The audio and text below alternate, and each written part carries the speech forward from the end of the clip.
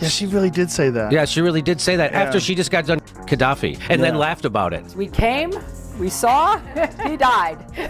We came, we saw, he died. The fact that any human being would ever do that. By the way he died, that's some theory. I don't know how anybody can look at that and say that there wasn't aggressive violations of the law. What they basically did is they would take something that supported a Hillary Clinton campaign talking point and they would overemphasize it and exaggerate it. They took anything that actually contradicted that narrative and they buried it deep. And through that, they actually laundered Hillary Clinton's presidential campaign talking points through JD, Vance, and Joe Rogan challenged more than just Hillary Clinton. They cast doubt on her credibility and gradually damaged the reputation she had built over the years. They discussed her past issues, pointed out what they saw as unfair treatment, and criticized the polished reputation connected with her industry in a calm and direct conversation. It seemed to be more than a casual discussion.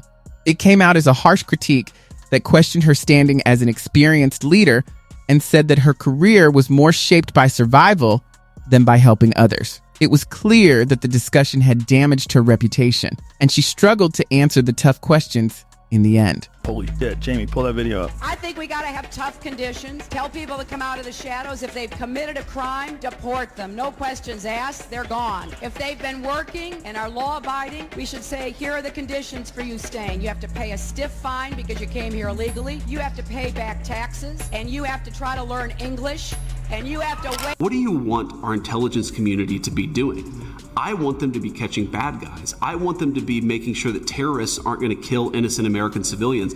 I don't want them laundering Hillary Clinton's campaign talking points into the American media and giving them this air of legitimacy. It is sick and it's disgusting. It hurt the intelligence community, it hurt the American people, and it hurt the first Trump administration. We've got to have consequences for it, or we're... Hillary Clinton has endured years of political highs and lows, scandals, comebacks, and nonstop media coverage. She is still regarded as one of the most influential people in American politics in spite of everything. However, it was not an occasion for celebration. It was an honest and blunt indictment of a career molded by cautious responses, restrained messages, and a fierce desire to stay at the top.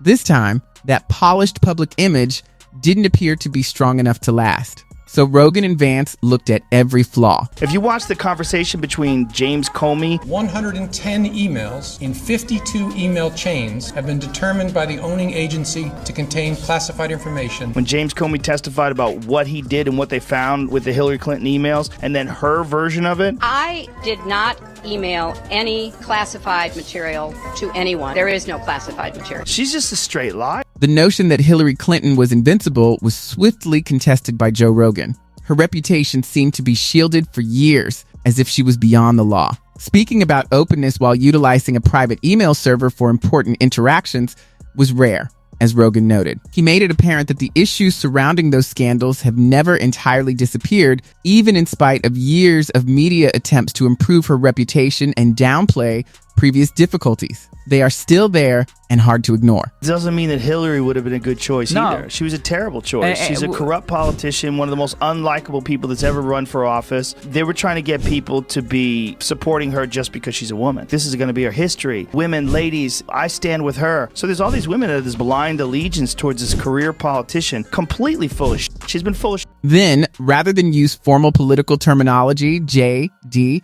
Vance talked in an honest and direct manner.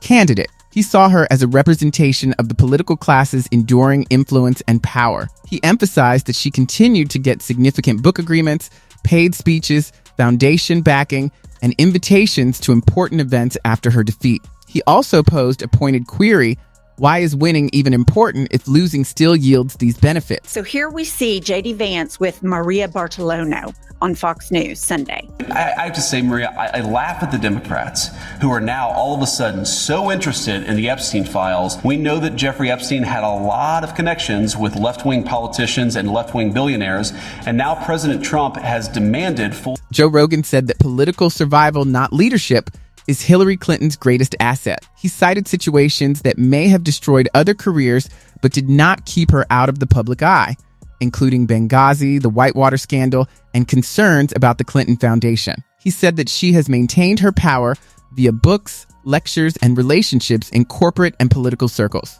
portraying her career more as a lasting impact than as direct leadership. I don't like her. I mean, that was a lot of people's perspectives on Hillary Clinton. I'm pretty sure everyone loved her. I'm pretty sure she the won. most loved. She's Why? cool. I What? just like I liked her. Who isn't? Yeah, Bernie Sanders. Okay, I don't but think did you he's a vote for Bernie? communist. He wasn't available to vote for. Did you vote in the? I didn't vote in the primary. Primaries, right? Yeah, but I had him on my podcast, and he was very sincere. Okay, cool. I've had my think- mom on my podcast. You want? Vance also chastised Hillary for attempting to seem connected to regular Americans, citing her lavish lifestyle and well-paid speeches that many feel don't represent average hardships. While Rogan joked that campaign events like dancing, drinking beer, and making cookies often seem staged, he contended that her attempts to be approachable may come off as forced. When taken as a whole, they indicated that these appearances seemed more staged than genuine. To try to silence him and shut him up. And then consider, just yesterday, one of the chief surrogates of of Kamala Harris's campaign is Hillary Clinton. And you know what Hillary Clinton said yesterday? She said that misinformation should be met with criminal penalties. That we ought to throw people in jail and silence them if they say something that Hillary Clinton disagrees. Vance then took a more general stance, contending that Hillary is a representative of Washington's long-standing political elite. He said that voters are often informed that they still need her leadership and expertise, as if more recent voices are unreliable without the same experience. While Vance pointed out that political setbacks may still result in books, films, and speaking engagements, Rogan contended that this kind of politics might seem as hypocritical. In Washington, he said, losing an election might lead to new chances rather than the end of a political career. If you're guilty of massive amounts of misinformation and disinformation as a part of a propaganda campaign. Attorney General Pam Bondi has directed federal prosecutors to launch a grand jury investigation into members of the Obama administration over the 2016 Russia investigation. A lot of them are guilty of it. A lot of the people that are in that White House press conference, a lot of the organizations they work for, distributed absolute lies. Total lies. Tulsi Gabbard declassified documents that she says shows Obama administration officials manufactured intelligence to make it look like Russia interfered in the 2016 election. How many of them during the whole Russiagate thing? A ton of people think that the Russia thing was real. Yeah, still. I mean, the whole Steele dossier where it was like completely concocted. Funded by the Clinton. The topic of Hillary Clinton's 2016 campaign, which some said was focused on preserving her political legacy, was then brought up. The campaign, according to Rogan, sometimes gave the impression that success was anticipated rather than won. Vance continued by saying that rather than focusing on introspection after the defeat, emphasis often turned to external reasons like the media, Russia, and the FBI. Rogan also mentioned the persistent concerns raised by certain observers over openness and the ongoing criticism of the Clinton Foundation. Time. Was he? He's so like when I met charming. him, he is, and he's actually still kind of good looking. Like even for an older dude, yeah, why not? He's still so good looking, and she's just so miserable. Well, she's publicly humiliated, and she thought that her big retribution would become president. Become president. Sure. And then that would be it. All water under the bridge. I'm a strong woman. I'm running this country. And then America was like, nah.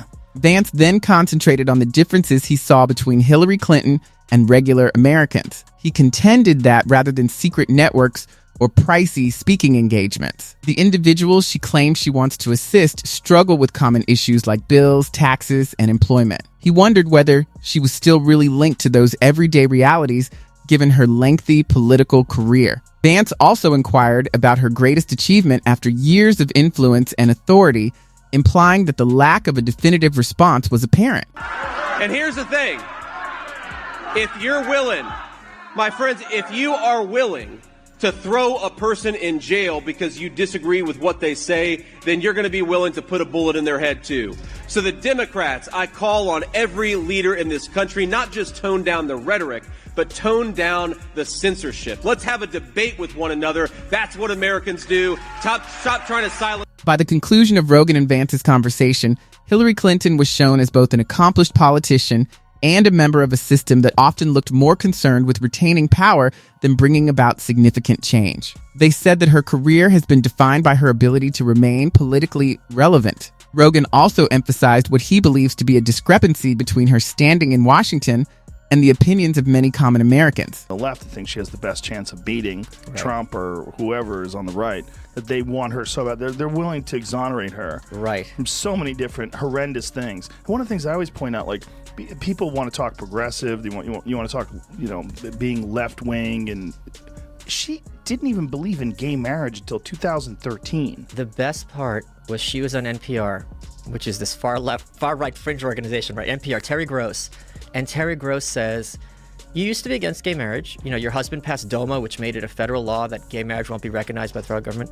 And you changed your position. Like, how did that happen? Was it because Americans became... And Hillary's like, well, America changed their point of view. She goes, no, I understand Americans changed their point of view. What was your mental process? And she goes, no, Terry, you're saying that I changed my... Rogan claims that while Hillary Clinton's rhetoric has changed over time, her general strategy has remained fairly the same. It may sometimes seem too preoccupied with bureaucracy, self-promotion, and political entitlement, Vance continued. Additionally, Rogan made light of her social media presence, implying that it often appears meticulously managed in an attempt to be personable. Vance drew attention to the irony that, after years of controlling her public persona, she ultimately lost command of the story in a very obvious manner. 1,000 emails. I provided all my emails that could possibly be work-related. Several thousand work-related emails that were not among the group of 30,000 emails returned by Secretary Clinton. When they rigged the DNC, they rigged the primaries so that Bernie Sanders was going to lose. I thought using one device would be simpler. She also used numerous mobile devices to send and to read email. She had her people into the DNC way in advance. That Donna Brazil book about it is... Rogan said that Hillary Clinton often finds it difficult to garner widespread support without simultaneously inspiring her detractors, pointing out that her public appearances frequently encounter opposition while her fans' excitement seems to be restricted. Rogan likened Hillary Clinton's political persona to out-of-date software that keeps getting upgrades without fixing its fundamental problems, while Vance said that her career may sometimes seem entitled. Together, they implied that some detractors wonder why she is still such a well-known political figure.